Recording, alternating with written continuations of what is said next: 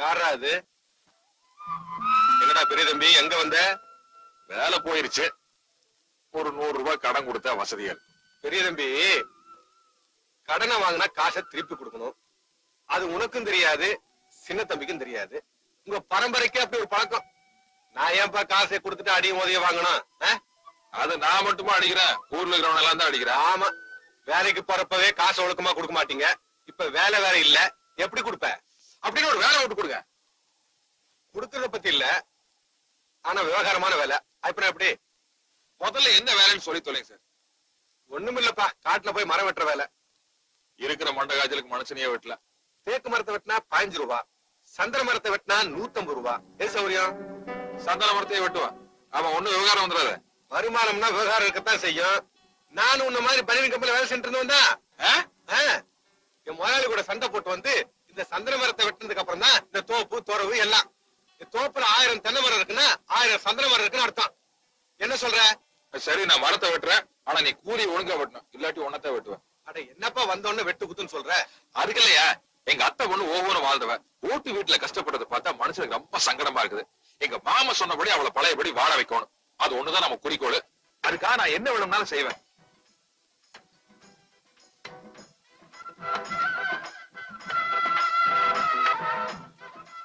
சின்ன தம்பி, இவ்வளவு பெரிய உடம்ப வச்சுட்டு செங்கல் சூழல வந்து எதுக்குடா கஷ்டப்படுற?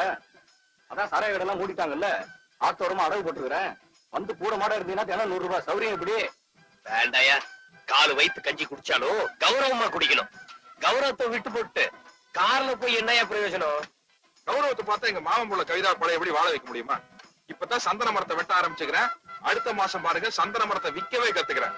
பழையபடி எங்க மாமன் வீட்டை வாங்கி மாமன் புள்ளையோட குடித்தனம் நடத்தி புள்ள குட்டியோட வாடுறா இல்லையான்னு பாட்டு.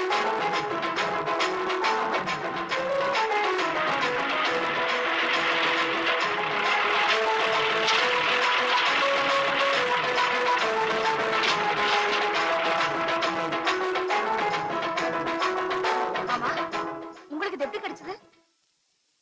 பாலக்காட்டுக்கு பக்கத்துல ஒரு சர்ச்சில் ஏலம் விட்டு இருந்தாங்க. நின்று அப்படியே பராக் பார்த்துட்டு இருந்தனா, நீ மெட்ராஸ்ல இதே மாதிரி ஒரு பெரிய ஹார்மோனி பெட்டி வாசியல, அது ஞாபகம் வந்துருச்சு. 2000 ரூபாய் உள்ள வாங்கி. 2000 ரூபாயா? எதுக்கு மாமா, சும்மா வேஸ்ட் தானே. உனக்கு நான் எது வாங்கிட்டு வந்தாலும் வேஸ்ட் தான். அந்த விளக்கெண்ணெய் வாங்கிட்டு வந்தாதான் பிடிக்கும். ரெடியா? வேஸ்ட் ஆகுது கீஸ்ட் ஆகுது. விளக்கெண்ணா விளக்கெண்ணெய் தான். மொத்தமா அழுக்கு துணி போட்டு வைக்கிறதுக்கு இதான் அம்சமான விஷயம். பெரிய விளக்கெண்ணெய் வாங்கிட்டு வந்தது கரெக்டா போச்சு. நீ இந்த மாதிரி ஏதாச்சும் இடத்துல பண்ணுவேன்னு எனக்கு நல்லா தெரியும். அதனாலதான் உனக்கு பாத்தியா இது. ஐயோ ஊரு இங்க என்ன ஊரு? மாமா, விசில் எனக்கு ரொம்ப பிடிக்கும். அது எச்சி. பரவாயில்ல மாமா, சொந்தத்துக்குள்ள என்ன எச்சி?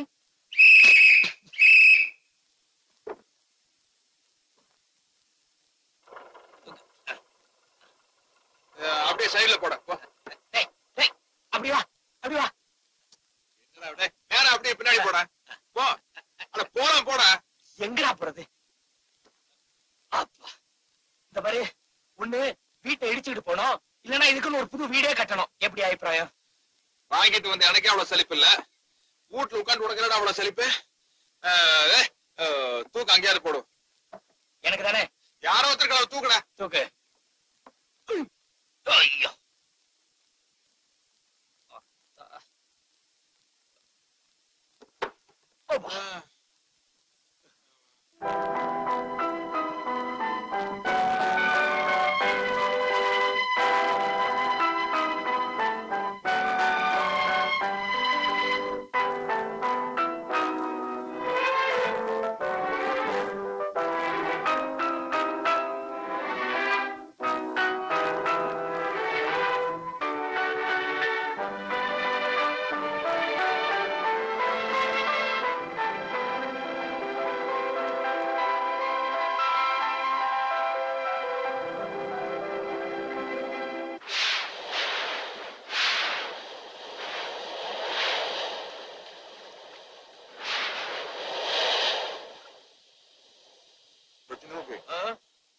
என்னடா மழை இந்த போடு போடுது? நீ குளிச்சு ரொம்ப நாள் ஆச்சா, அதனால வர்ண பகவானுக்கு உன் மேல வர நாத்தத்தை தாங்க முடியாம கொட்டுறாரு. ஏய், நீ கேள் போய் வெளியே நின்றா போட. உனக்கு என்ன குளிச்சு பார்த்தா தானே தெரியும். குளிச்சு அடிக்கடி பிடிச்சிருச்சுன்னா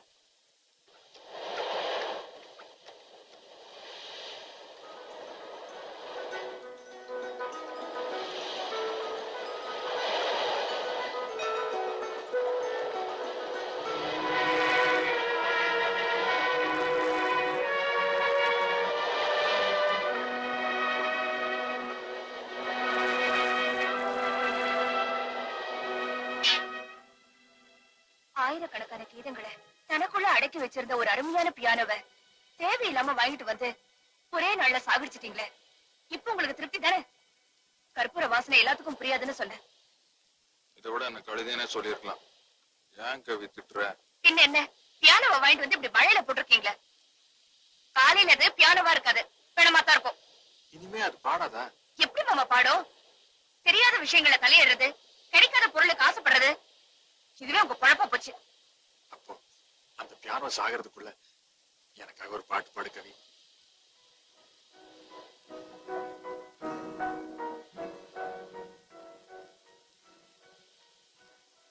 கவி, பெரிய தம்பி ரொம்ப ஆசைப்பட்டு கேக்குறான். அவனுக்காக ஒரே ஒரு பாட்டு பாடு. அவர் ஆசைப்பட்டா அதுக்காக நான் எப்படி மாமா பாட முடியும்? யாருக்காகவும் பாட வேண்டாம். ஆயிரக்கணக்கான கீதங்கள் அழிய போகுதுன்னு இப்ப சொன்னியே, நீ மனசு வச்சா அதுல உன்னையாவது காப்பாத்தலாம் இல்லையா? அப்புறம் உன் இஷ்டம்.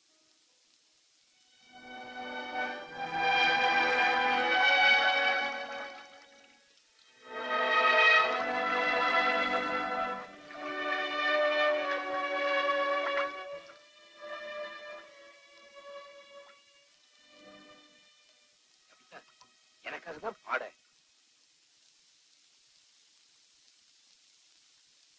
கவி கவி மழை வருது, கொடப்பு. டேய், என்ன மழை நின்று போய் ரொம்ப நேரம் ஆச்சு. ஒரு இடத்துல சகிக்கவே முடியல. ஏண்டா மாமா மாமான்னு பாடும்போது சொன்னால அது உன்னை பத்தியா என்ன பத்தியா? யாருக்குடா தெரியும்? மாமா மாமான்னு சொல்லும் போது என்ன மாதிரி இருந்தது? பாட்டு பூரா உன்னை பத்தி தானே இருந்தது. இந்த லாட்டரி சீட்டு வாங்கினா கூட 1ஆம் தேதி அன்னைக்கு முடிவு தெரிஞ்சிடும். இது என்னடா 7-8 மாசம் எடுத்துட்டு இருக்கேன். காலையில கவிதா கிட்ட வாய் திறந்து கேட்ட வேண்டியதான். சரி, இப்ப மூடிட்டு படு. கொட்டாய் விடுறதுக்கு மட்டும் ஒரு வாய் திறந்துட்டுமா? போகும்போது கவனிச்சியா, கவிதா என்ன மட்டும் தொட்டுட்டு போனாலே. அது ஏதேதோ காணோ. Good night Kavi. Good night uncle. ஏண்டா கவி குட் நைட் சொல்றாளே, அதுக்கு என்னடா அர்த்தம்? அப்படின்னா உங்களை மட்டும் எனக்கு பிடிச்சிருக்கு மாமான்னு அர்த்தம். கவி ஒன்னு எனக்கு ரொம்ப குட் நைட். இதுக்கு வேற என்னமோ அர்த்தம் போல இருக்குது. குண்ட புழுகுறான்.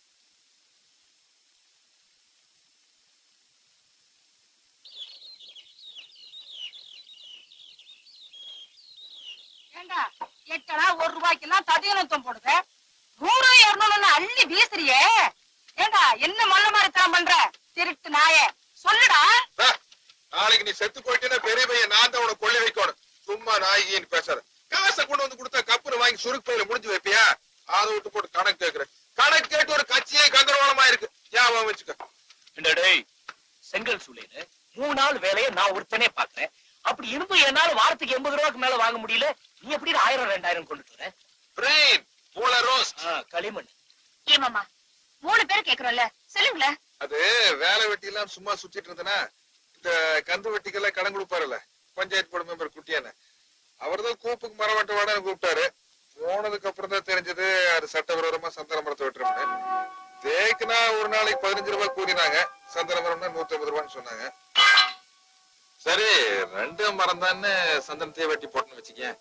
அது என்னமோ சந்தன மரத்தை வெட்டும் போது வாசமே வர மாட்டேங்குது, அரைச்சு பூசினத்த வாசம் வருதுன்னு. கோழி மாதிரி அறுக்கும் போது வாசமா வருது. குழம்புலாம் வச்சாதான் குப்பு நட்டு.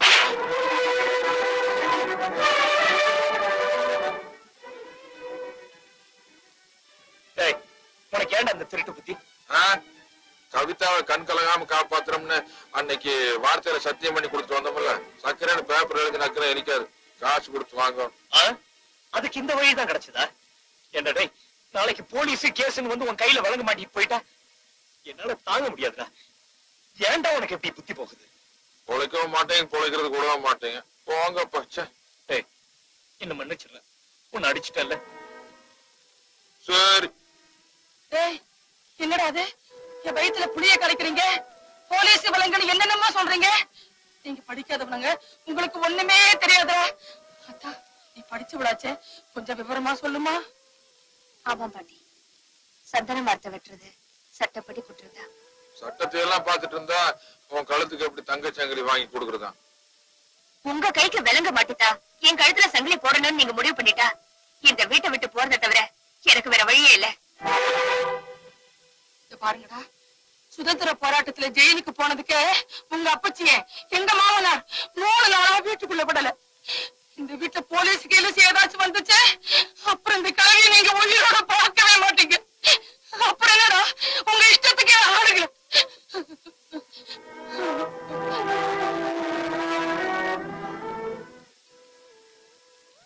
என்னமோ சந்தன மரம் வெட்டுறதுக்கு போய் நம்மளை பத்தி சோப்ராஜ் மாதிரி பேசுறாங்க. இப்படித்தான் போனா ஒரு 3 மாசத்துல வந்துட்டா போகுது. மத்தவங்க நல்லா இருக்கணுங்கிறதுக்காக கஷ்டப்படக்கூடிய உங்க நல்ல மனசை என்னால புரிஞ்சுக்க முடியுது. அதுக்காக தப்பு வேலைக்கு போகாதீங்க. இதை நான் எந்த உரிமையில உங்ககிட்ட சொல்ல முடியும். நீங்க ஜெயிலுக்கு போயிட்டா வருத்தப்படுறது உங்க வீட்டுல இருக்கிறவங்க மட்டும் இல்ல,